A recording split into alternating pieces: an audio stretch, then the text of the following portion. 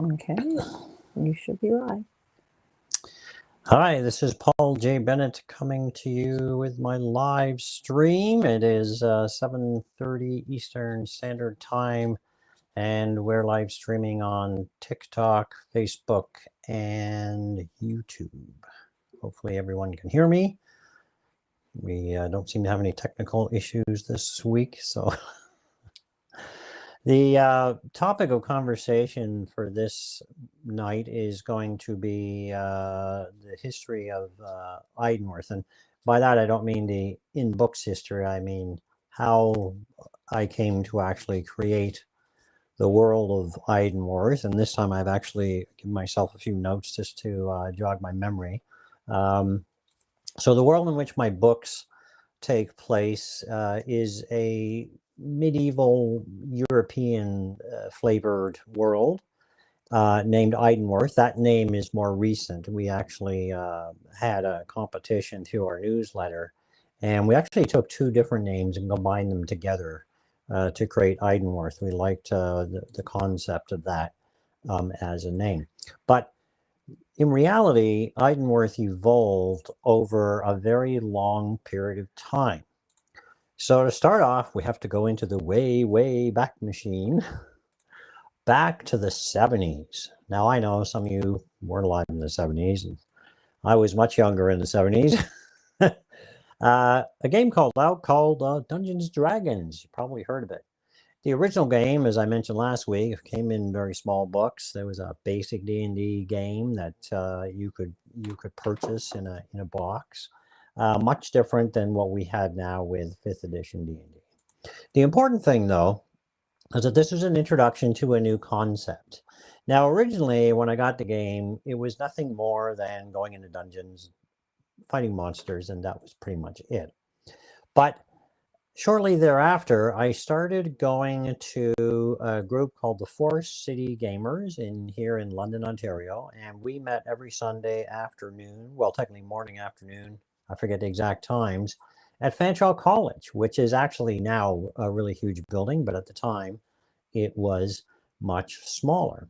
And so I ended up running a D&D campaign, and this was my first experience at gaming in a world of my own creation, rather than just running people through dungeons and fighting monsters and things like that. And I had managed to get hold of a big fold-up hex map, and I drew kingdoms on it. I still remember some of the names of some of them. I remember the main human kingdom was named Jalathar. I'm not even sure where I got that name from. It sounds vaguely like it might have come from an Edgar Rice Burroughs, John Carter style name. But there was a couple of things there that would shape the later world of Eiddenwerthe. And one of those was having the concept of orcs not necessarily being evil. So yes, there were lots of nasty orcs, but there were also some orcs that weren't so bad. They had their own tribe, including one called the Black Axe tribe. Now, if you've read my series, The Frozen Flame, you'll recognize the name of that tribe. And also their leader is someone named Kirak, who was originally created way back in that original D&D campaign that I ran way back in, I guess it would be early 80s, maybe late 70s. Can't remember the exact date.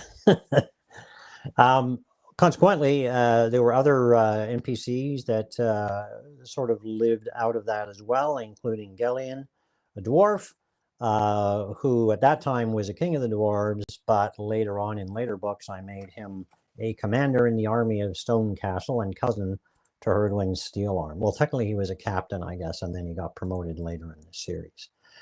So that was a couple of characters that held over from way back in that early campaign. Now, years later, I was in Cold Lake when I was serving my time in the military, and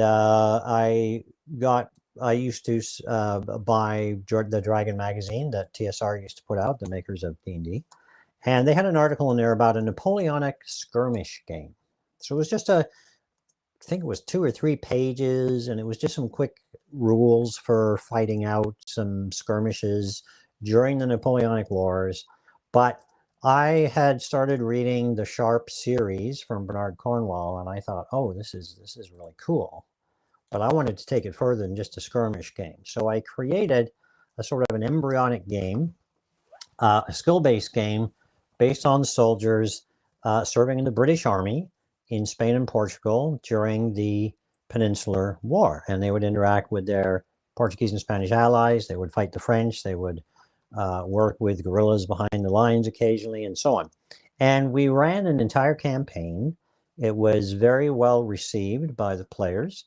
And I ran more of those when I finally got out of the military. We moved back here to London, and we ran it again, or I ran it again, and we had a lot of fun with it. It went on for a very long time. We did the entire war, basically, which is the Peninsular War started in 1808 and ended in, at least we started in 1808 and ended in, of course, 1815 with, I think we actually got to the Battle of Waterloo and did some sort of post-war stuff as well. Now, I mention this because it was during one of these sessions that one of our friends said, you could add some magic to this and it would be a fantasy game, because the rules by that time had developed quite nicely. And so I sat down and I figured out, how did I want to do magic? Now, having come from a background with Dungeons and Dragons, I'd played lots of other role-playing games as well, some of them with magic, some without. That's a topic for another day, I suppose. But there were some things I preferred not to do. I was little. I was not too enthralled by the idea of having different level spells. I mean, it works fine in D&D, but I didn't want to be in D&D. I wanted it to be different. And so instead of having like a level 1 spell, a level 2 spell, all the way up to level 9 spells, what I did was every single spell scales with, with the power of the person casting the spell. So to give you an example, if you're just a brand new magic user, or mage as I like to call them, and you fire off, let's say you're a fire mage and you fire off a streak of fire, at low levels, you're going to do maybe 1 or 2 dice of damage. At higher levels, you could be doing 10 or 12 dice of damage, depending on how well you make your die roll. So I decided also at that time that the magic itself would scale, every single spell would scale, and I broke down the magic into what I referred to, and the books still use the terminology, is schools of magic, or different types of magic. So we have the elemental magic, that would be fire, earth, air, and water, of course. And then I threw in enchantments and life magic. Life magic is essentially healing, but also grew to encompass communicating with spirits. And of course, their opposites, which are the bad guys, are necromancers, which are death mages, and hex mages, sometimes referred to as witches. So the idea being that an enchanter, for example, could throw spells that would buff the characters, make them stronger, help them hit better. Hex mages do the reverse. They weaken their opponents. They throw spells that make you do less damage or make you weaker and unable to wield weapons properly, and so on. And so that was pretty much set when I ran my first real role-playing game using those fantasy rules. Now, the first use of these rules was, I would call it a pseudo-European game. It was a small barony. I think I've mentioned this on a previous live stream. And the players found out that the actual ruler of the barony, I made him a graph, actually. I was using, German terminologies and such. He had been imprisoned by his brother, and they ended up finding out, releasing the brother, helping him retake his seat of power. And eventually, the players got to very high levels. We sort of wrapped that up, and then we went into our second campaign, which we decided to make several generations later. So The ruler was the descendant of the original Graf, and the players were different characters this time around.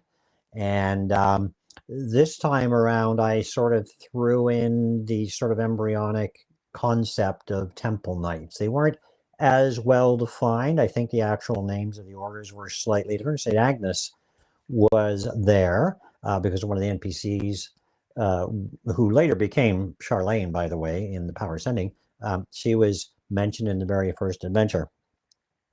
The second campaign also introduced two lasting NPCs, non-player characters, Athgar and Natalia Stormwind. Now, Athgar was a fire mage, and Natalia was a water mage. They had sort of an attraction to each other. Natalia was from a powerful line of casters. Now, her backstory was very different to what I ended up doing in the Frozen Flame. She had eccentric uncles and aunts and so on. There was a whole adventure where they traveled to her homeland, which was a sort of a Russian-inspired environment, and with a lot of quirky family history going on. I remember I had a map of, like, it was from a haunted house game, and I used that for their house. And I think I actually had some supernatural stuff going on. But their family was actually a family of water mages, and she was very powerful. So those characters, Athgar and Natalia, became more important later on when I decided I was going to write The Frozen Flame. I was intrigued by the concept that, fire and water don't technically mix, and yet you have these two people. And then to me, it was kind of interesting to think that together they were more powerful than they were individually. And so that became, eventually, after many years, of course, The Frozen Flame. Now, my third campaign was the one that basically set up Heir to the Crown. Now, in most role-playing games, I don't know if you people watching have played role-playing games. In most role-playing games, you sit down with the game master, or DM if you want to use that term, and the players say, "This is what I'd like to play. I'd like to be this kind of a character." Well, with Heir to the Crown, I did something a little different. I cast it, basically. I had the concept for the story. There's going to be a princess or prince, a young person, a child who is a illegitimate child of a royal family. There's going to be a captain of the guard, and there's going to be the royal healer. And then I said to the players, this is the role you'll be doing. You can create the character around those parameters, which they did. And Carol ended up playing the character of Anna. Anna, being a child, obviously couldn't really fight in a game, or in a battle, I should say. So I gave her a Mastiff, Tempest, to fight on her behalf, so that at least, when there was a battle in the game, she would have something to do instead of just staying in the background, and so on. So that's where, now the names of the kingdoms were slightly different, but essentially this evolved to become Merceria. And in fact, the early the first 5 books of the game are closely based on that campaign. After that, they diverge quite a bit, but they do remain faithful to the characters and how they react. Now, originally, I didn't have the rest of the world. I just had Merceria and its neighbors, which ended up being, they're originally Norland and Westland, because Mercerians are basically lazy at naming places. Of course, Welwyn is the true name of Westland. There were no clans in those days. That was all invented later on. Players would go around and explore and carry out diplomatic meetings. Interestingly enough, when the players travel in Heart of the Crown, most of the stuff that happens there was actually in the campaign, with a little bit of literary license. But also there was a lot more that happened that wasn't included in the book, because Carol decided her character wanted to tour the kingdom and visit all these different places. And so there was all kinds of different adventures that they got up to. And some of those, I may revisit for future characters, because there was a lot of interesting stuff going on. But I felt that some of that was just a little too much for the book. The book needed to have a fairly tight story that would take you through, a bit of a tour, but without touring the entire kingdom. And so that's where it ended up going.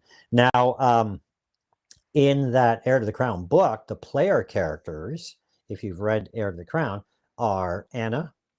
And by the way, you never, except for one scene, you never actually see Anna's point of view. It's always from the point of view of people around her. Arnhem Castor was a character. Revy Bloom was a character. And then later on, we had another player join us, and he became Jack Marlowe, the Cavalier. Whoops. We just had a dog knock the camera, in case you're wondering. It wasn't an earthquake. We're fine here. So, yeah. So those were the player characters. Now, the non-player characters are the ones that became the actual characters in the books. Gerald Matheson, he was designed to be a sort of a mentor figure. He was there to befriend Anna, look after her.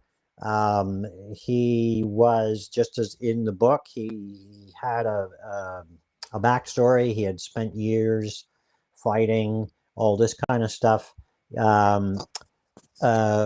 And then the other characters that played a big part were Aubrey, who became Revy's apprentice. That part is just right out of the game that we played. That's Aubrey Brandon. Haley Chambers is the ranger. And when the book came out, I added her into the backstory. When there's you may remember, an archery contest in Servant of the Crown, and Haley shows up. So that was I knew I was going to be using her later, so I thought I would throw that in and sort of give you a little preview of someone who was going to show up later. Beverly was there. I think Beverly showed up in the second adventure, and Beverly was always intended, she was intended to be the noblest of knights. I read La Morte d'Arthur, all about King Arthur. Read lots of articles about King Arthur and the knights and so on. And I wanted to represent someone who was the sort of the epitome of what a knight should be, ideally. There's lots of knights that just never meet that, or that just take advantage of their position socially. But I definitely wanted to have someone who met that standard. And it was just coincidental, really, that I decided to make her female way back when. I just happened to, I looked online for people in armor, and I saw a picture of someone, and that sort of became my idea of what she would look like. And that's actually where red hair came from. I just found a picture on the internet, and I thought, oh, this armor looks cool. This could be the character. And so that's where Beverly comes from. Who else can I mention here? Oh, Nikki. Nikki's a character that doesn't appear in the first book, but she does, or does she? She shows up in the third book, Heart of the Crown.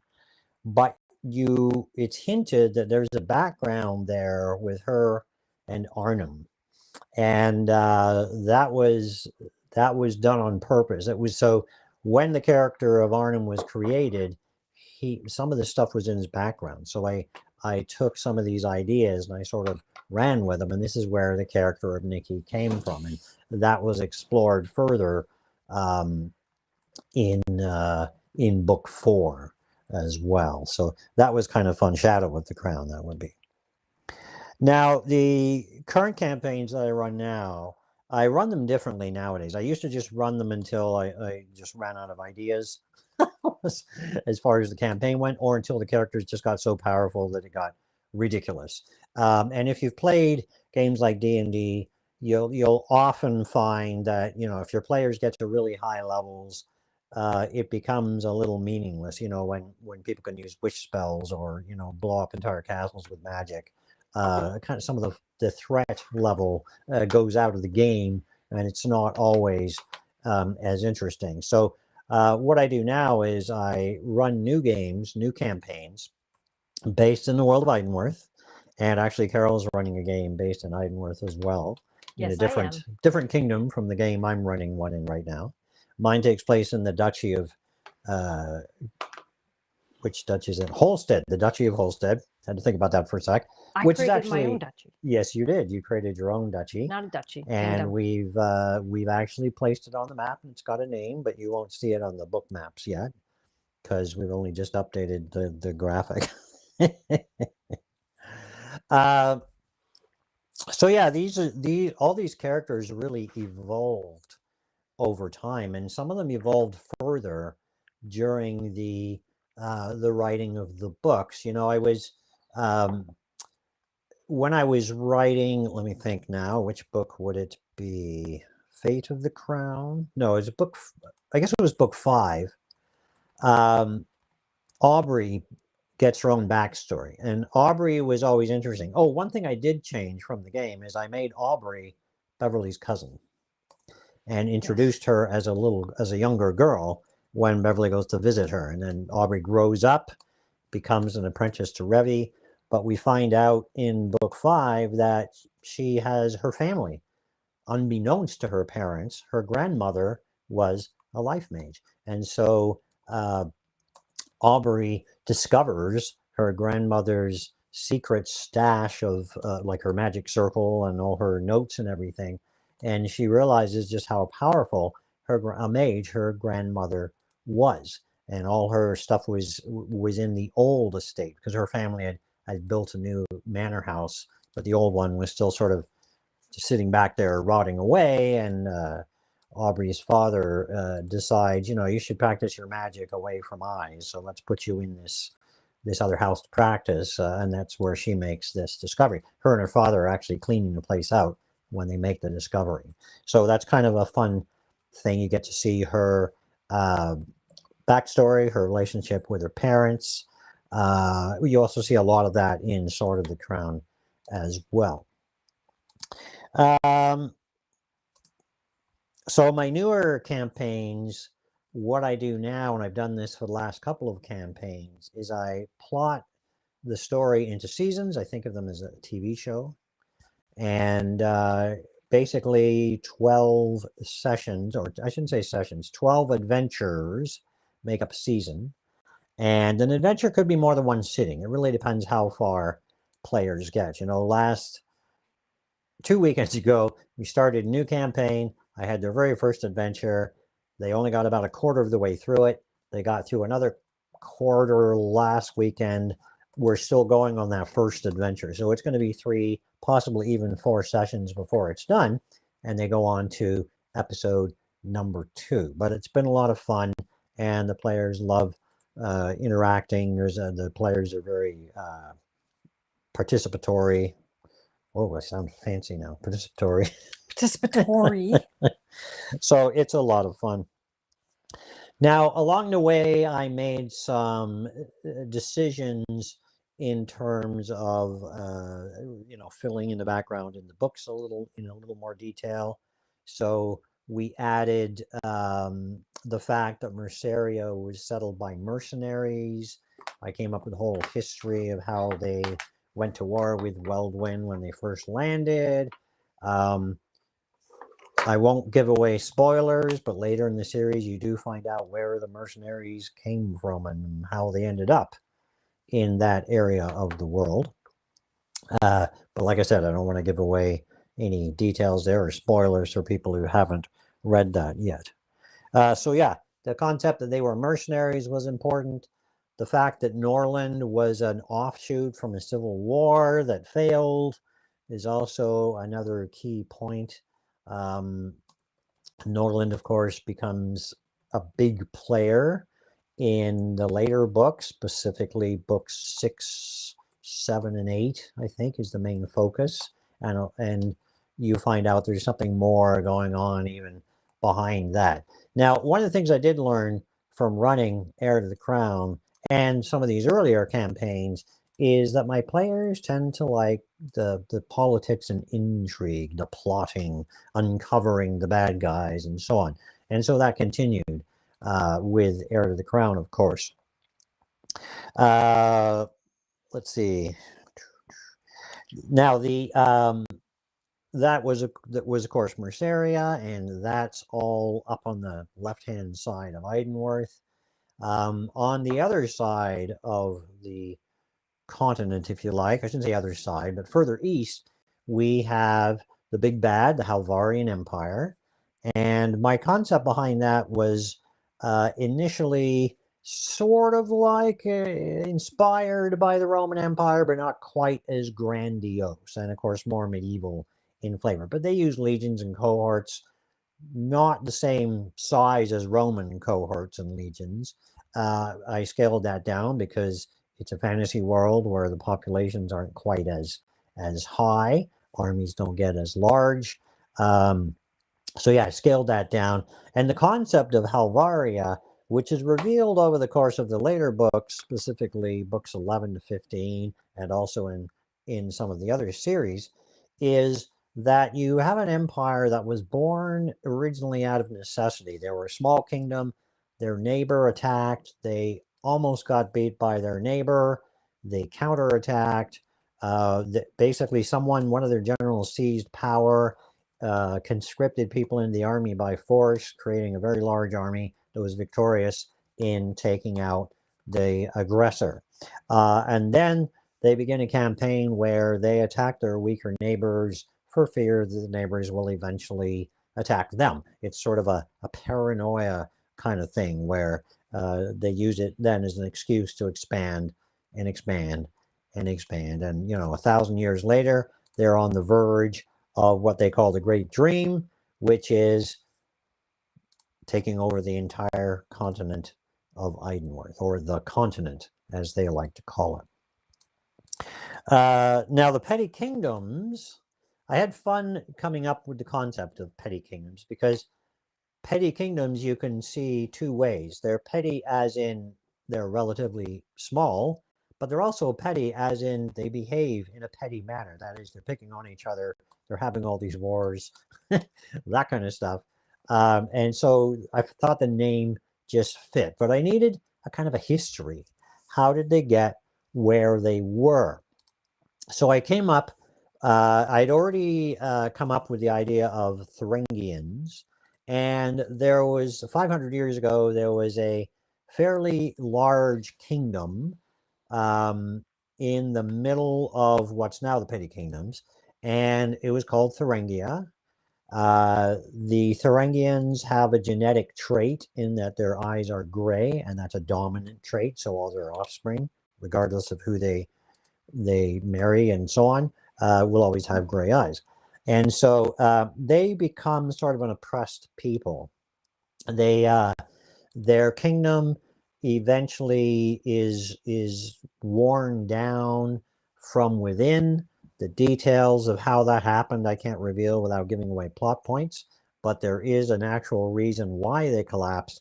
And then all these other kingdoms that were around them took advantage of this, ganged up, and took out what was left of the petty kingdoms, leaving the Thuringian people a scattered and reduced race. And in many countries, they're treated like second-class citizens and so on.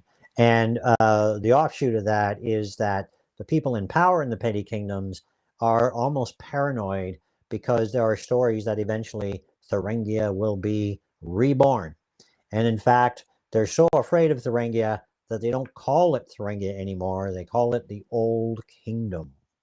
And this comes up very early, relatively early in the Frozen Flame. In fact, in the first book, Ashes, you sort of get a feel for a little bit of that and what's going on. And of course, Athgar is a Thuringian. So that was the concept was sort of inspired by the German states in Europe prior to unification. The idea being that each was ruled by a smaller ruler, like a baron or whatever, as opposed to having an actual king. The petty kingdoms vary considerably, of course. Some have kings, some have princes, some have dukes, and so on. Let's see, what else do I want to talk about here? So that's pretty much sums up how the kingdoms came to be, how I came up with this concept of the world of Eiddenwerthe. A few other things I added in later. Merceria, for the most part, has English-sounding names, at least for Mercerians, whereas the petty kingdoms tend to have more European-sounding names, particularly Germanic. But I also have the sort of the bad guys in the Frozen Flame. I decided to make them kind of Russian sounding. Of course, I had Natalia Stormwind. Natalia is very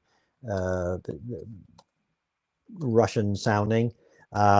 And a lot of the other names that you run across at the Volstrom. The Volstrom, I don't know where I got that name from. It just sounded cool. And it was kind of neat having a name referring to this powerhouse of a magical academy. And I kind of liked the idea that I knew Natalia was going to be a very powerful mage. How did she get that way? She's actually the result of a selected breeding program that this family does. So the family seems okay until you get to the point where Natalia decides, yeah, it's time to leave. I don't want to be part of this forced breeding program. So that fit in nicely. What else did I add? Oh, Halvaria also took over some of the kingdoms that are on their southern, or I guess to be southeastern coast for them, including the holy city of Hirani and a place called Calabria. Now, Calabria, which I believe is actually a region in Spain, to be honest, or sounds like a region in Spain. Yeah. I think there's a slight variation in spelling, if I'm not mistaken. Probably. I don't think But it I'd was let it go actually, through. my concept was going to be more like Portuguese. I was using researching Portuguese names and so on. So I wanted to give it that sort of a flavor. And if you've read the Temple books, you'll know that Charlene de Chandria is a Calabrian by blood. She wasn't born there. Her parents were. She was actually born in the Petty Kingdoms, but her parents were from there. And I decided that Deshandria, the DE in front of the name, is kind of like an honorific title, sort of like saying von Richthofen, like the Red Baron, yeah. the von in front, right? So it's kind of the same concept. And so she inherited that from her father. And in Temple Knight, you actually find out a bit more about her father's background and also her mother's background, and how that relates to Calabria and the invasion by Helvaria a number of years before. So that was kind of fun to work with. Other than that, yeah, let me grab a drink here before my voice disappears entirely.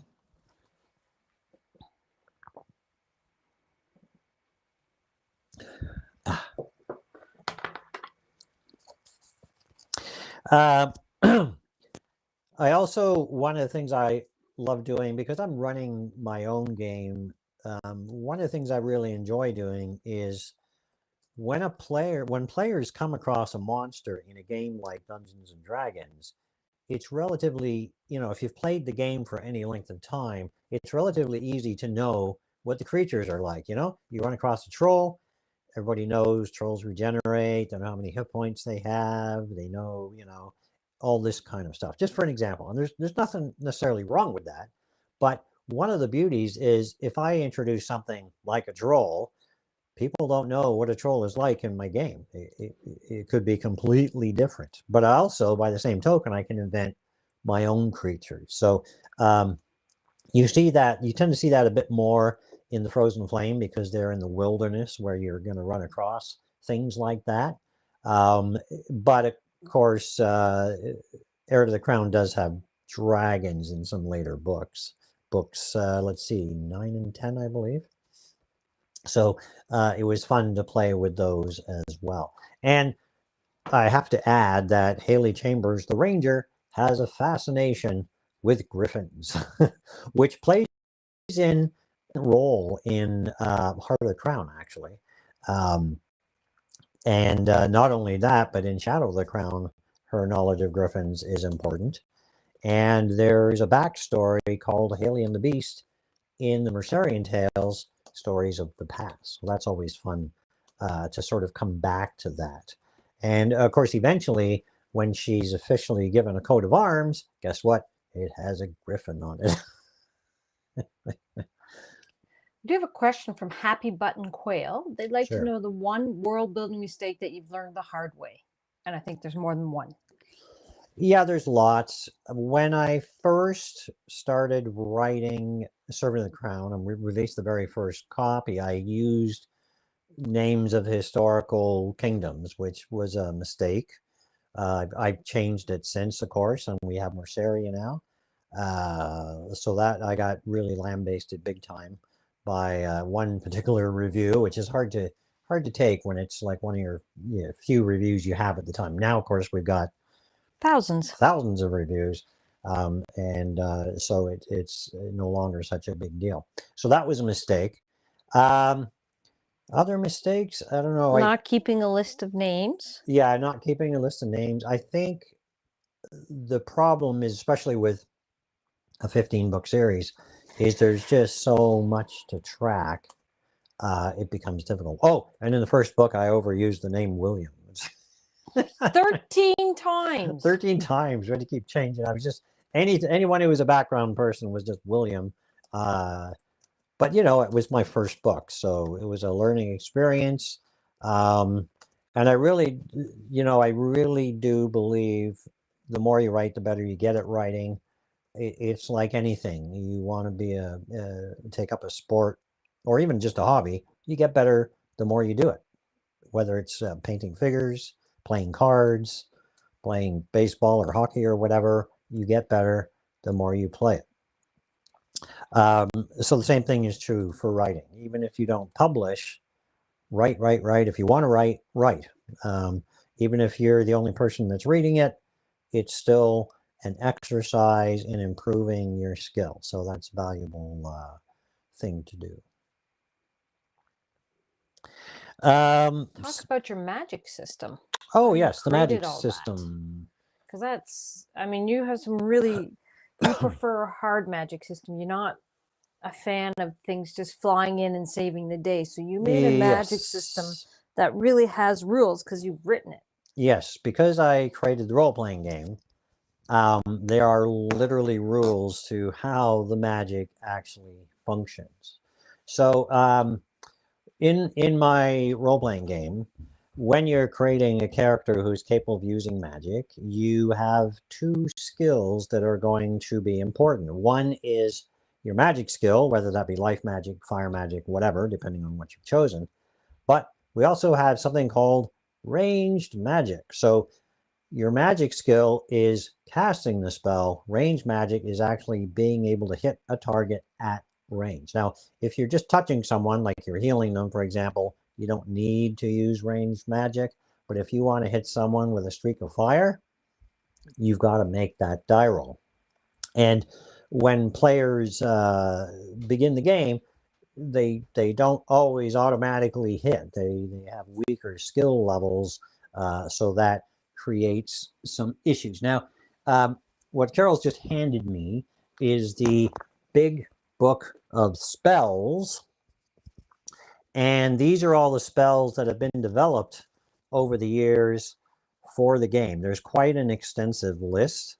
There's hundreds of spells, and every single spell scales everywhere from 1 dice up to as many dice as the player can generate in terms of casting their spell.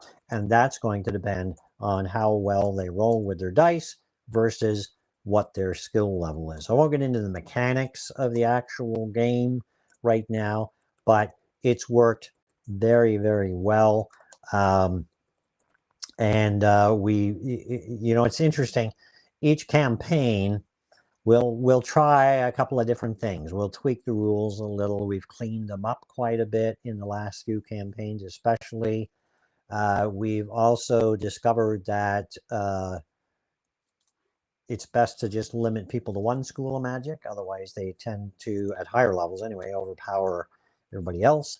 We've played with other optional rules, including non-spell stuff like having different quality of weapons. Last one I ran which was called Gobsmacked, you could have sturdy weapons, you could have crude weapons, you could have better quality. I think I called them fine weapons, but from a game master's perspective, it was just too much to track. So we ended up ditching that for the next campaigns. But all this went into the rules. And a lot of the spells that were developed with help from players. Carol's character especially she had a character named Bree, who was a wood elf, which we now call Aralani. And if you're familiar with the Cyric books, there's a Bree mentioned in the Cyric books, and that is in fact Carol's character. That's my character. I think I had like a 350 skill. Yeah, by the end of the game, yes, very, very highly skilled. And I created about 30 life magic spells. Yep. So a lot, I would say a good 50 or 60% of all those life spells were created by Carol. And we started getting into the spirit realm. So life mages can talk to the dead in the sense that they can talk to the spirits of the dead. A necromancer or death mage can also talk to the dead, but they only talk to the corpse, not to the spirit. So it's a very different sort of environment.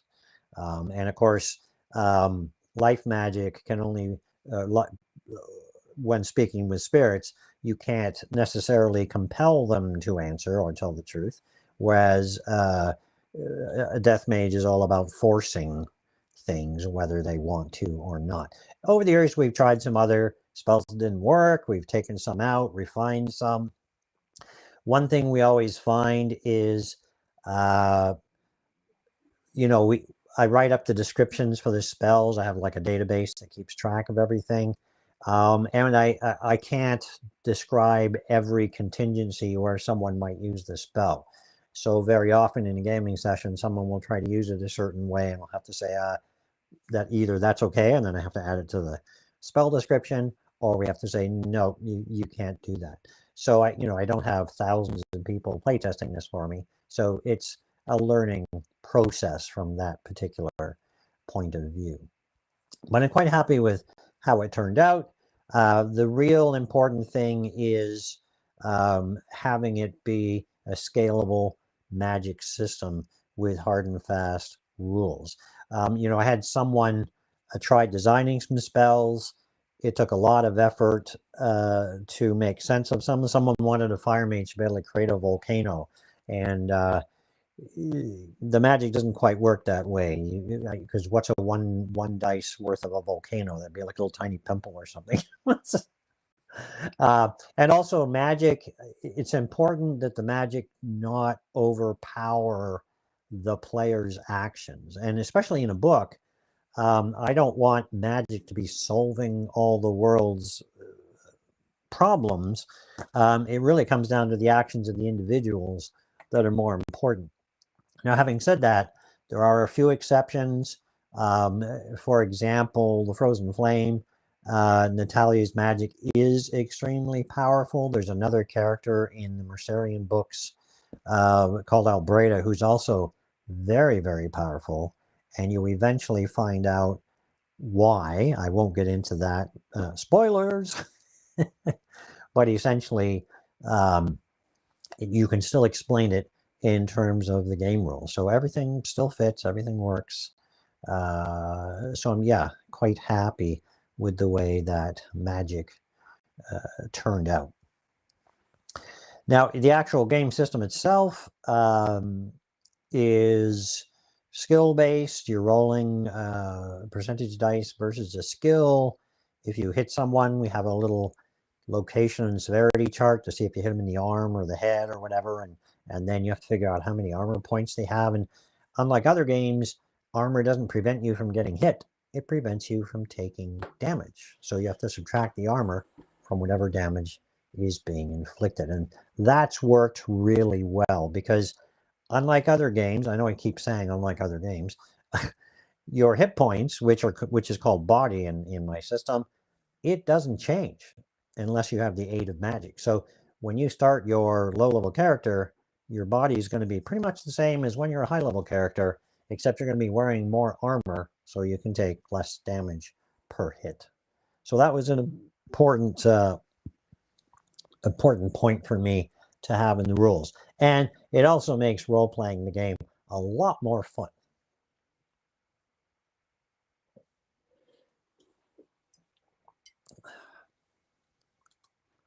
I almost need like the little thing to keep the tea warm because it gets cold after a while. So I put out a question asking other authors, do they world build first or let the characters build the world? And From Fold says he makes the characters, decides where they are, world build the area until it needs more characters, rinse and repeat. Yep, that's a good way to do it. You build the world as you need it to be built or as you need it for the story. I had the concept of the big picture pretty early, but of course details follow as the place progresses. So when I was writing Power Ascending, the story itself, each book tends to concentrate on one area. Temple Knight is in the kingdom of Ilea, which is on the southern coast, on the coast of the Shimmering Sea, and also a little bit in Calabria as well. Warrior Knight takes place in Erlangen, which is kind of the north middle petty kingdom. Then we go to Rhinewick for Temple Captain, and that's where you sort of get some naval stuff going on with Charlene and Danica becoming the admiral of the Temple Fleet. Then we go back to Haddonfeld for the rest of the warrior books, Warrior Lord, Warrior Prince, and Warrior King. Meanwhile, Charlene's character in Temple Commander goes to Arnsfeld, which is right on the border with the Halvarian Empire. And Halvaria is the sort of the big bad throughout the entire Power Ascending series, by the way. Whereas in Heir to the Crown, they don't really show up until the last few books. And in the Frozen Flame, the big bad is actually the Stormwind family, but you find out more about what they're up to. So, everything, all the pieces kind of fit together. But the nice thing is you can read each series separately and still understand what's going on. But if you read all of them, they're all interconnected in certain ways that I think makes the series more enjoyable. At least that's my intention.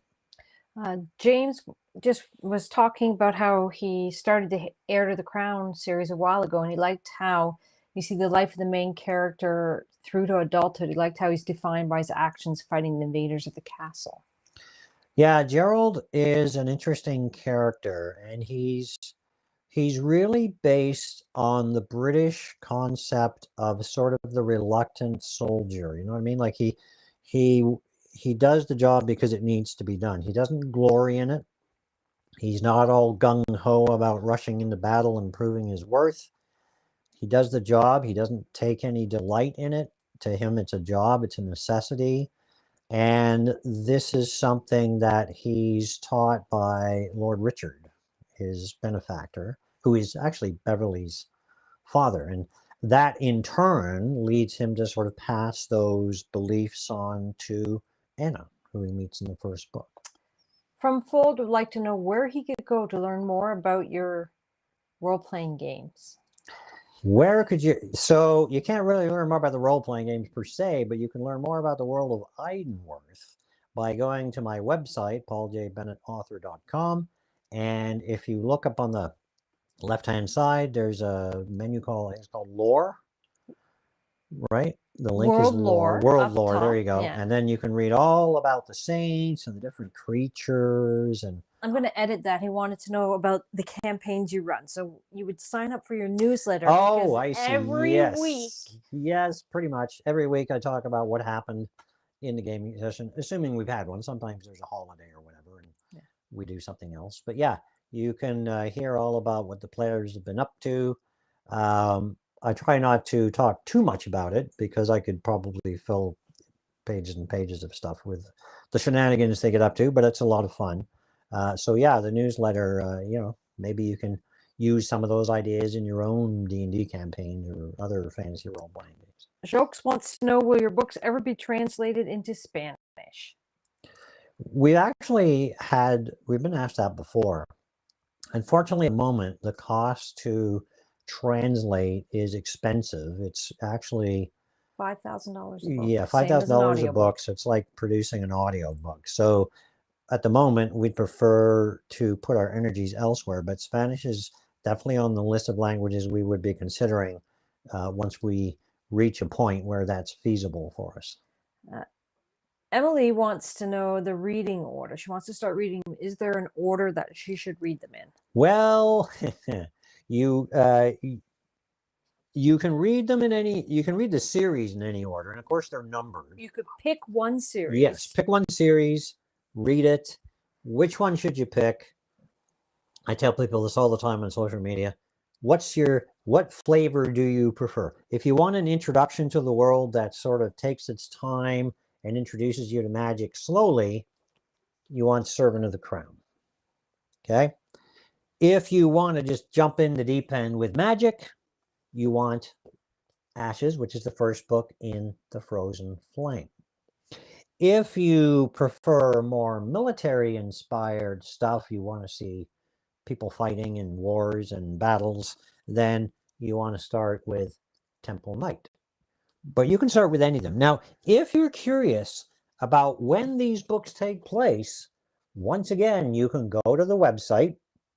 There's actually different ways you can look at the books. You can look at them the order that they were released by year, or you can look at them how they line up chronologically. Like if you wanted to read from the one that takes place furthest in the past to the newest one, you could actually look that up on the website and it will actually tell you what to do. But I would actually suggest it's better for you to read through one complete series before going on to the next. Unless you want to read them in chronological order. That's a lot of work. That'd be jumping around a lot. That'd be jumping around a lot. And actually, you'd see a lot of the Power Ascending books first because they predate a lot of the others. From Fold says, if I want to know the most about your goblins, which books should I read? Gee, it's almost like we knew this one was coming. So The Spark of Change is a side story. Technically, it's book 12.5, but you could read it by itself. It would still hold up. You would be missing just a little tiny bit of the background, but it's a complete story in itself. And this tells you all about goblins, how they are, how they behave. They're very, very different from goblins in other books. So why don't you tell us a little bit about how you built the social structure and the race of goblins, because it is very different. Okay. So the idea behind part of this came about because, if you play role-playing games, people like to play hobbits or halflings. Yeah. Because you use the right term. They'll call them halflings. I don't have halflings in my world, but I thought, let's have a little people who could do some great things. And it seemed to me goblins might fit that mold. And so I came up with the idea of goblins, but I wanted them to be very different. I wanted them to have their own unique society. So what we came up with, and by the way, you can read a lot of this, once again, on our website under lore. We put all this information up there. Goblins are born with teeth. That is, they literally come out of the womb ready to chew meat. So for obvious reasons, they can't be breastfed or whatever because they would rip their parent apart. So they're dropped into literally a pit, somewhere about, 10 to 15 or even 20 feet deep. And they're thrown down food and, they lower buckets of water, whatever. And then when these are called pitlings, and when they're strong enough to climb out of the pit, they're considered to be essentially mature, at least physically, and then they become runts. Runts, until they get trained, really, they're just in a learning stage. So they teach them how to use spears, which is just sort of, the pointed end goes in the other person, to quote the Mask of Zorro. So they become grunts. But if they have the capacity for it, they can also become lobbers, which use either slings or bows, depending on the enclaves that they're from. I decided to go with the name enclave instead of tribes. It's to sort of make them different from what we had for, say, orcs, for example, or some of the other races. Then we also have the concept of wolf riders. I like to print miniatures, and of course wolf riders are cool. We've seen them in Lord of the Rings if you want to see them on the big screen. They're a common theme in lots of other stories. So I thought, yeah, the idea of riding a wolf is neat. But let's go one a little better. They don't just ride normal wolves, they ride giant wolves. I didn't use the term wargs. I created mountain wolves, a mountain wolf the size of a pony.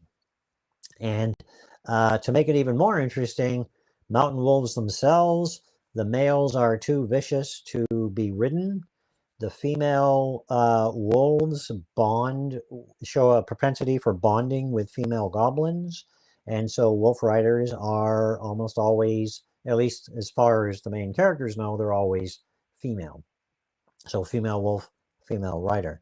And then I added in benders. Benders are their healers. I didn't want to use the term shaman, but they would be the equivalent of a shaman.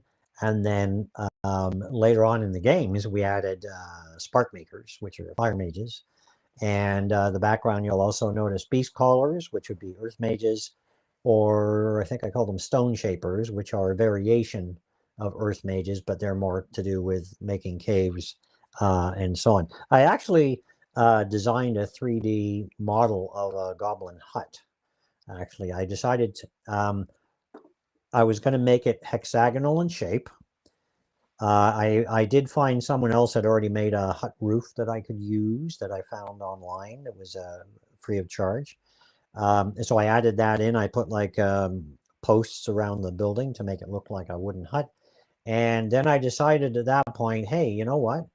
Goblins are going to have this thing about 6, the number 6. I just thought that was fascinating. Everyone else has like a number of 7 or 9 for like, I don't know, a coven of witches or something. And I thought, let's be different. Let's go with 6. So 6 it was. And in the Spark of Change, there's a lot of references to the number 6. And even though the main character, Gliznak, doesn't believe in such things, he still tends to work in groups of 6. So that was kind of fun to work with. And one of the characters from the Spark of Change will be featuring in my new story, which is a cozy fantasy story. I won't tell you any more about that just yet. It's in the editing stage. It is. Tom Muck wants to know, do you like Tolkien? And he's been listening to you talk about gobos, and he says it sounds a lot like Tolkien to him. So I definitely I like Lord of the Rings, and The Hobbit is good too. The Hobbit's a little less so because there's a little bit less world building. But I always, the part about Tolkien that I didn't like was that you never learn more about these orcs. Like the orcs have to have a society. They have to survive. They have to eat. What you can make jokes about. If you look at the Peter Jackson movies, there's restaurants in Mordor because no one just walks into Mordor. Obviously, that means you have to make reservations. Okay. Christy wants to know, is there anything that heavily influences your stories? Your role-playing game. Yeah, the role-playing game is the big one. But I get I get ideas from a lot of old movies. So many old movies, World War, whatever. Yeah, a lot of. It doesn't even have to be a war movie. It could just be some old movie. I remember watching a lot of old, John Wayne movies. Like really old John Wayne movie before he was famous. Film noir classics, Humphrey Bogart detectives and things like that. And sometimes a lot of really cheesy 1980s sci-fi and fantasy movies. And very often, a lot of these movies had poor production values by today's standards. But you look at them and you think, yeah, there's some interesting ideas and concepts there. You can get ideas from anywhere. And, being British, I was always a fan of Doctor Who. And I love the old version of Doctor Who. I think one of my favorite doctors was Tom Baker. But let's face it, the effects of the day do not stand up well. But the stories are still interesting, and I think that's what marks an interesting show. I'll forgive a show bad effects if the story is interesting, and there's often things that you can pull from those storylines that you think, oh well, let's put a fantasy twist on this or whatever, and it works quite well. And sometimes it's just a character that you kind of like this character that they've introduced, and it might inspire a character for one of your books, for example. Judge Holden would like to know, do you like Cormac McCarthy? I don't know whether you know Cormac McCarthy. Don't think I've read Cormac McCarthy. He wrote 12 novels, 2 plays, 5 screenplays, but I don't think it's things that you would have read. No Country for Old Men, you've heard of that. I've heard of it. I have. The Road, you've heard of that. Oh yeah, I've heard of that one. That's dystopian. All the Pretty Horses.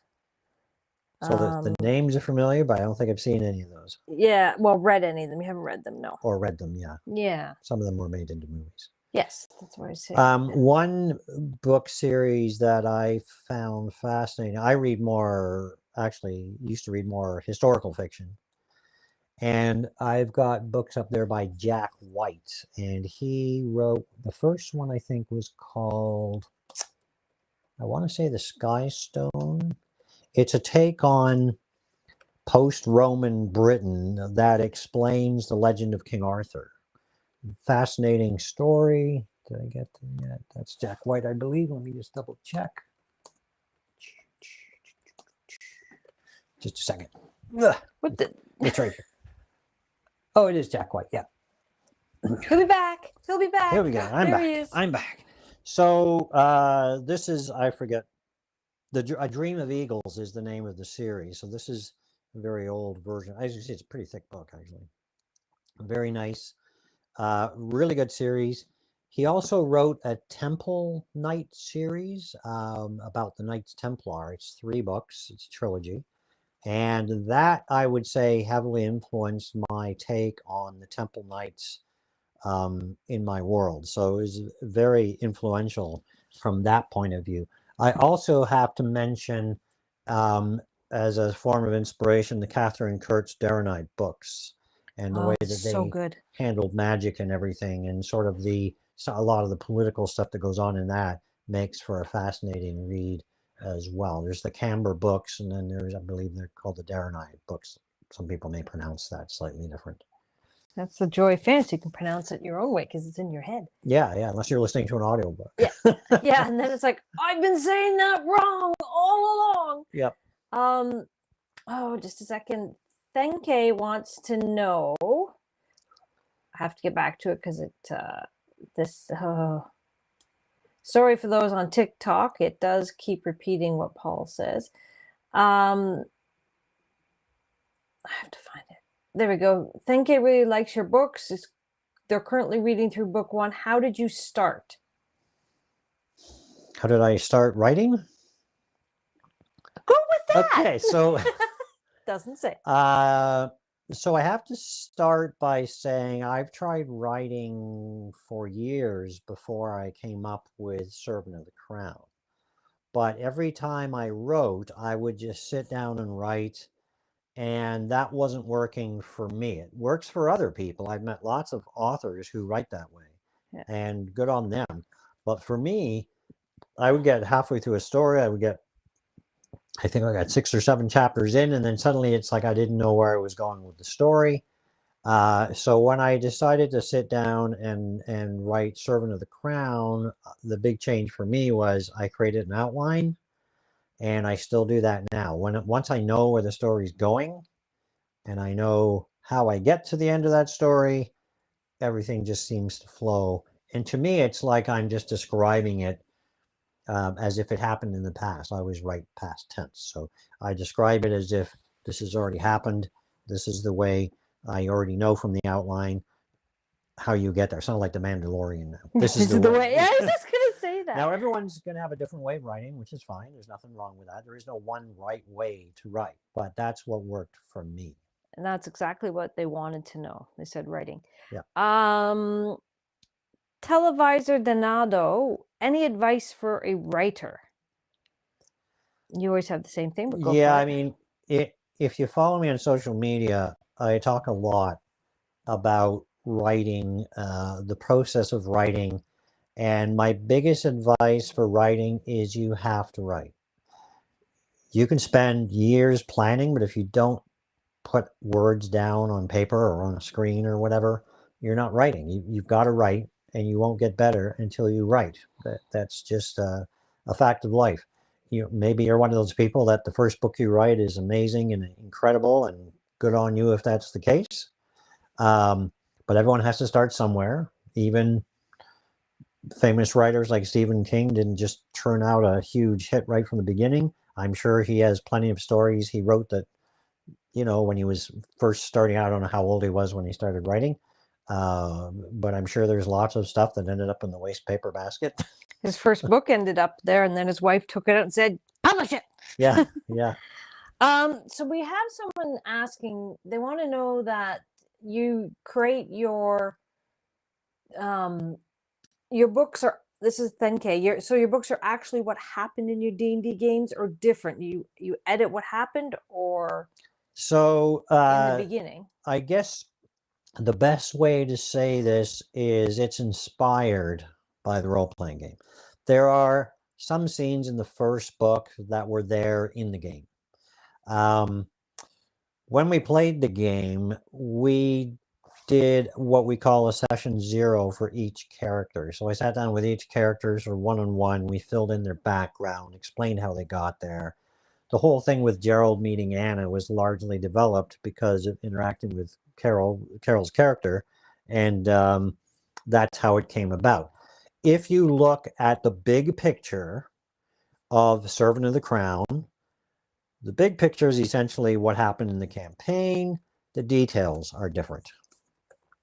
Most of the NPCs are pretty much the same as they were in the game, because I was running the NPCs, so I had an in-depth knowledge of them, of course. So I'd gone to the trouble of creating them. I was going to use them. Okay. Ezekiel says you've got a fan in Argentina. I was finally able to watch the stream live. So they're watching good. right now. Glad to see you. Hello down in Argentina. Okay.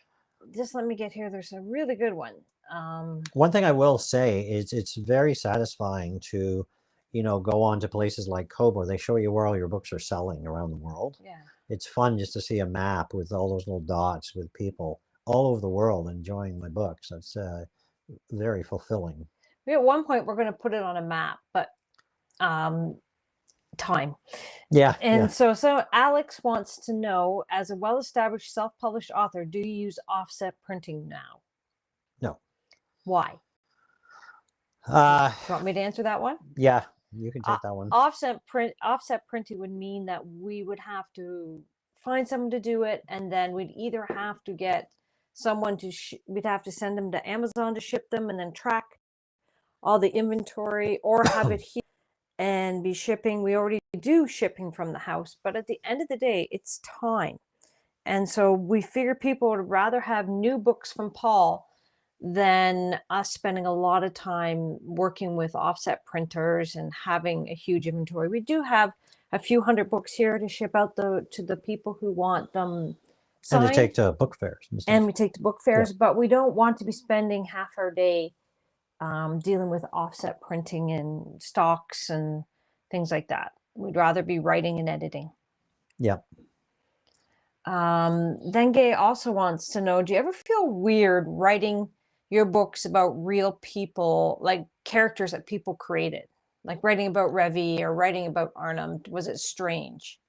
Not really, because I'd already made sure that the players were okay with that. And going into each new campaign, we say, like, does anyone mind? There's a chance you might be immortalized on the page. People don't mind that. Yeah, I mean, to be honest, their characters in the book are quite a bit different than they were in the game, to a certain extent. There are, I guess Arnhem is pretty close. Revi comes across a fair bit different. Mainly because of the voice that the The narrator chose. used, yeah. His squeaky voice, and he was based on a large 6'1" man. Yes, but the character was supposed to be like a youth, Yeah, yeah. essentially. He was an untrained Yeah. apprentice, or not completely trained apprentice. So, yeah, that was kind of funny to hear, but it fit the character perfectly. And, Happy Button Quail makes a comment. I used to think writing a good story meant coming up with something totally new, but now I feel it's more about putting your own spin onto ideas you find fun to write. yes. Ultimately, I would suggest write what you would like to read. If you're writing something that you would never read, it's probably not going to come across very well. But if it's stuff that you enjoy, that's going to come out in your writing. And I think your audience is going to find you. It may take some time to find you, like we didn't, it took us quite a while to gain traction. But don't get discouraged. You're living in an age where self-publishing is becoming way more mainstream. In fact, a lot of the traditional publishers are going through the same process now. I saw an article just last week, actually, that one of the big publishers is offering to help you self-publish, which seems a little strange. I hadn't heard that. Yeah, it was kind of unfortunately, the article didn't go into any details, so I think it was a paid announcement, so it just ended up going to the publishing's. Denke says it's pretty cool for someone to be immortalized on a page. That would be cool. FCA is asking if you have them in German. Not at the moment. If and when we end up doing translations, it's more than likely that German or Spanish would be one of the first languages that we would pick. But as I said earlier, the cost is prohibitive at this point in time. That may change in the future. We'll see. All right. So someone call Netflix and get Yeah. offer me a deal, and then we can do it all. Thank you. Wants to know, what is your favorite book from the first series? Which one do you think people enjoy the most, and why? From Heir to the Crown? Yes, I would assume that's what they mean by the first Wow. series. So that's a tough one. It really depends. A lot of them are kind of dependent on what it is you like in a book. I had fun writing Sword of the Crown. Is memorable, I think, because the character of Beverly is very clear cut. She's a woman in a man's world. The men in power at the time are not particularly nice, so she has to deal with a lot of why do you make things. a lot of bad men in your books? There's bad women too. That's true. Let's not get confused here. And there's men and women on both sides of the fence. I did have someone comment on that.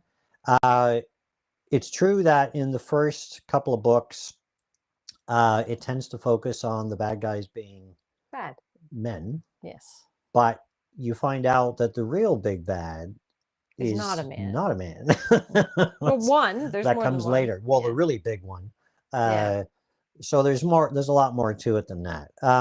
And to be honest, when I'm writing, it's just kind of random whether a character is a male or female. To me, it doesn't matter. It's the character that matters, not whether they're male or female. So, I think comes from, we have 3 adult daughters, and we've always told them, you can do anything you like. And I think my books tend to reflect that kind of an idea.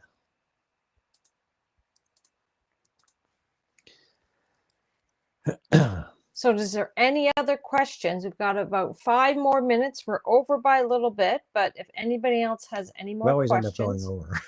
Yes. It's like we need a little bell to go off. Ding, time's up. Ding, ding, ding, ding, ding, ding. So we will be in future, starting in November, we will be continuing with the live podcast. But the last Tuesday of the month, we're going to be doing it earlier in the day so that some of our overseas followers can participate. So if you want to know more about that, you can subscribe to the newsletter, and we'll be passing that on in the newsletter. I might put something on the website under contact that we're doing this. Yes. So it'll be Greenwich Mean Time. It will be Greenwich. it was Greenwich. Yeah. Sorry. Late. You're showing your non-Englishness. Yeah. And it's not English because I am English. You need to change. The world has changed. But it will be 3:30 Eastern Standard Time, 7:30 Greenwich Mean Time. Mean Time. I mean, there is a W there. It is, but yeah. The English language is full of weird words like that. Yes, it is. So it makes it so interesting. So we have a couple more questions. Thank wants to know, they say you plan the plot, which helped you a lot, but do you plan out the scenes in the sense of amazing scenes that happen in your role play games that you absolutely wanted in and you built your book around it? No. So I plan out the scenes, but the scenes aren't actually taken from the role-playing game. They were in the beginning. In the beginning, some of them were, but those weren't in the outline. Those were just ones I added in as I was writing because I remembered them and I threw them in. Yeah. When I write my outline, like right now I'm working on Victory of the Crown, each chapter in my outline is broken down into scenes. So it could be 2 or 3 scenes, sometimes even 4 or 5, depending on what's happening. And so each scene is either a particular point of view or a particular place and time, which is why they're split up in that manner. And then, of course, when you read them in the book, there's a gap to indicate either a change of view or a change of time. Sam wants to know, do you write a certain number of pages each day or just see what flows? So he may not know that you write full time. Yeah, I write full time during the week, not on weekends. And I try to get in at least 3,000 words a day. Sometimes I make that, sometimes I don't. Some days, Mondays is typically when we put together the newsletter, so I have less time to write. And other days I just plow through and get even more words. I'm a very fast typist, so very often I'm almost typing faster than I can think. I think today you actually told me this morning, in 2.5 hours, you wrote 2,800 words. Yeah, and I ended up with 3,400 for the day. So what happened in the afternoon? I had to prep some notes for this live broadcast, so that took some time to decide what I was going to talk about and so on. Do you find you're more productive in the mornings, though, correct? Yeah, between 10 and 12 is my most productive time. That's usually when I get about 2/3 of my word count for the day. Yeah, but you actually only write about 3.5, 4 hours a day. Yeah, between taking breaks and getting up. So I write in sprints, and I'll write for sometimes, like today, I think I wrote for like an hour solid, and then I'll get up and make tea, and then I just need to take my mind away from the story. I'll just play a little game on the computer while I'm making the tea or something, or my phone, I should say, while I'm making tea, and then I sit back down and I'm just right back in the scene, and the story just continues to flow. But it helps to take that little break. Usually it's 3 to 5 minutes, depending what kind of tea we're drinking. JJ recently came across your novels of the Heir to the Crown series, and they're really enjoying them. Oh, good. Glad to hear that. And Azroth says they're 19, started writing at 15. They're almost done with their second book. They're at 350 pages as of right now, and they're aiming for 375, 400. They were wondering how you think about what to write and have the time to. So they're writing part-time. So maybe talk a little bit about when you wrote part-time. Yeah, so for the first, 2 years, maybe 2 and a bit, I wrote part-time, and I had a full-time job teaching at a private college. And so I would make notes at lunchtime, and I actually would dictate stuff into my phone, like record it. I didn't really need the notes, but just talking over the scene helped me remember it later when I sat down to write it. And then I would make time in the evenings, and I think weekends to a certain extent, to write. And I did that for, like I said, 2 years before we realized we were making enough money that I could do it full time and quit my other job. So that was kind of nice, having that security of having that income. Sam wants to know, do you have any interest or experience in language creation within the fantasy world building? No, No, not a linguist. I don't actually speak any other languages. I know a smattering of French words. That's about it. I couldn't carry on a conversation in another language to save my life. Um, Having said that, I realize that when I'm writing a book, I'm not really interested in inventing a language because the reader wouldn't know the language. So what'll happen is if someone's speaking in another language, it'll mention, like so-and-so switches to speaking the Dwarvish tongue or Orcish or whatever, and then we put it in italics so that it's being said in another language. But I don't need to invent a language to tell a story. I think it's clear to the reader that another language is being used. Thenge wants to know, how cool is it sitting between all the books you wrote? Do you ever think about it anymore, or like look at that pile and say, "Wow"? It is. It's kind of weird, a weird sense to look at all the books I've written, because to me, I'm a storyteller. I think I've always been a storyteller. I've been running role-playing games since I was 13, so that's a long time. 51 years. Yeah, 51 years, half a century of storytelling, and I'm finally, writing. The nice thing is, it felt good publishing the first few books, but I actually, I think in a sense, I feel better about the later books because they're all original stories. Yeah. And that was more fun to create. I wasn't leaning. So explain what you mean by original stories, because I think you need to talk about each series, because you have 3 series, but right. one is not it's original. Yeah, it's original in the sense that I created the whole thing rather than having run it in a game previously. Yes.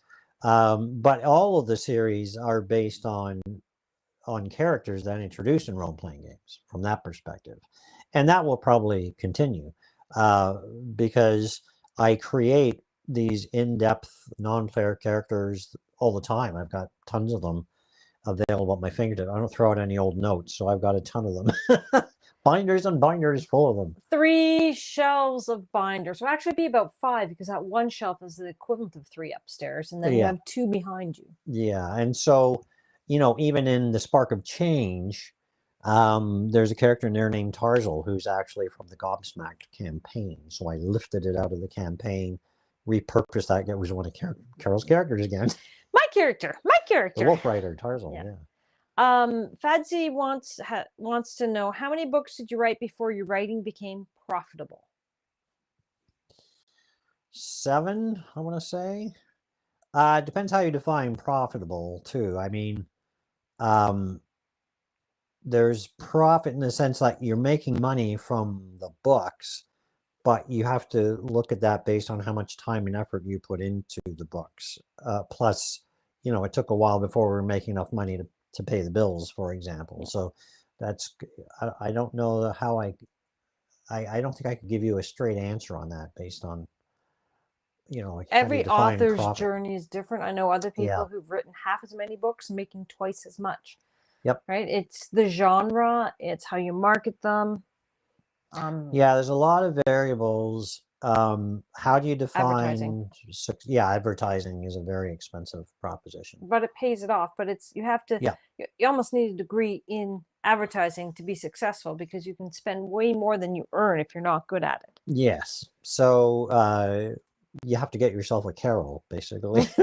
There's only one of me because I'm too busy. I've said that on a number of occasions, actually. Sam just joined recently and says, are all your books grounded in the same reality world or independent of each other? They're all in the same world of Eiddenwerthe. So magic works the same in all the books, which is nice, because if you're familiar with one series, then you understand how magic works already for the other series. And as I mentioned previously, the magic is not overwhelming. It plays an important role, especially in something like the Frozen Flame, but it's not powerful enough to alter the world. All right, I'll just see if there's any last questions out there. Thenge wanted to know, was it scary putting your first book up there? Yes, it was, because there's always the thought that, oh, what if I missed something? You know, what if I, picked the wrong file to upload and so on. And we actually played it relatively safe. We published first on Kobo, just Kobo. Yep. And it was up there a couple of days before we took the plunge and put it up on Amazon. So I find it interesting now because you're so busy writing, you don't even know when it goes live, when I put up there. But Nope. I tell you, I am so nervous uploading that file. I have days of anxiety, and we're on book 34. yeah. So 35 is actually up there. Because and there's so always it's like, just nerve-wracking. we work with an outside editor, and then sometimes it's like, oh, I forgot to add those edits or something. Or did I add those edits? No, there's never that. Never that. I'm way more organized than that. It's just the fear. My biggest fear is that I accidentally delete a chapter, even though we go through and check. Yeah. Did I put up the wrong file? Even though I've done everything right, it's just this strange little fear you've done something wrong, or is Amazon going to take the file in time? There's also, even professionally, big publisher house books will have typos and things like that in it. And one of the things that you're able to do with modern publishing, of course, especially with ebooks, is you could find an error, you can go fix it, put it back up online, and so on. And even now, like, I reread books and I come across a typo that we've read the book dozens of times and still miss this one little tiny thing. People obviously are reading it and don't notice it or whatever. But yeah, there's always going to be something that creeps in there, maybe a little formatting error. Okay, we can go a little longer because we've got a few more questions here. Okay, that's fine. But you have said before, free roam. What made you start writing? Condense it. What made me start writing was to be honest, what really got me going was I found a program online called Sigil, which allowed you to take whatever file you create and stick it on your e-reader. I was using a Kobo at the time. I still use a Kobo, but I have a newer one. And just putting my own word, like I had a partially completed sci-fi story. Just being able to read that on the Kindle was so cool. It was so different. It was like, woo, it's just like reading a real book. And then after that's when I started on Servant of the Crown. And you had tried writing other books before. So for you, you started writing when you're very young, but you successfully wrote because you did an outline. Yes. Outlining was the secret sauce for me. Once again, everyone has their own method. Secret sauce, Gotta try to find out what that is. A Nice Pineapple wants to know how far ahead. Oh, actually, there's a question from Fold. He wants to know, does the nerve-wracking feeling of putting the book up there on the publishers ever end? For you, yeah, ended a long time ago. Yeah, because I don't post anymore. Carol does all that. No, it doesn't. I won't tell you how many times I run to the bathroom. No, it doesn't. I just had to put that in there. So Nice Pineapple wants to know, how far ahead do you plan out your plots? Talk about your newest series that is just with the editor, book 1, and how many you've got. So my new series, which is called The Bucket List, I have finished writing the first draft of the first book, A Drop in the Bucket. It is now in the editing stage. I already have full outlines for book 2 and 3 and partial outlines all the way up to book 7. And then your 15-book Heir to the Crown series, book 1 you didn't know. By the end of book 2, you had ideas for all 15 books. Yeah. I had the big picture. I didn't have the details, of course, but I had the grand picture. I knew what I was going to lead up to and everything that sort of went into it. All right. That's the end of the questions. All right. Well, thank you for joining me. We'll be online again next week. Same time, same platform. And it's Ask Me Anything next week. Ooh, Ask Me Anything time. So we're looking for questions. If you can't make it and you would like to ask a question, you can email it to us through the website or message us there or through the replying to the newsletter and so on.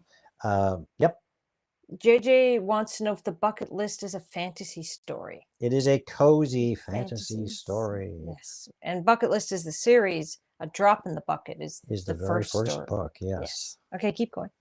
Okay. So do we have oh yes, we already mentioned the topic for next week. And as I said, if you want to learn more about the world of Eiddenwerthe, what happens in our gaming circle and so on, go to our website and subscribe to our newsletter. You'll also see authors there. We do swaps with other authors, and also we post, free books and so on from other people as well. And we give away an ebook every week. You just have to answer the question. Yes, we have a questionnaire every week, and then we randomly pick one of the people that respond and give them a free ebook of their choice. Yeah. And it has to be one that's already published, though. We're not giving away one that's still in development. And it's one that you've published, not one that someone I've else. published. Yes, that's one of my books. Yes, yes. And questions, sometimes the questions are just silly, like what kind of dessert do you like? And other times we ask questions about like your favorite movies or genres, or sometimes we just like to get a little more information about who you, our readers, are. So we might ask more about like where do you live? What country are you from? So From Fold has signed up for your newsletter, and he says the newsletter drowns him in free ebooks. There's usually about 100 to select from. Every single time. So you can always find something to keep you busy. Yeah, I think there's usually 5 or 6 each newsletter. So we swap with 5 to 6 authors, and so their books are free or low cost or KU, but then we do what are called group promotions, where a whole bunch of authors get together and you click on a link and you can scroll through 50, 60 ebooks and pick the ones you like. Yeah, and you may find other authors that you like reading. Yeah, that's what we're doing it for. It's a good community. We help each other. Okay, say goodbye. All right, goodbye, and we'll see you next week.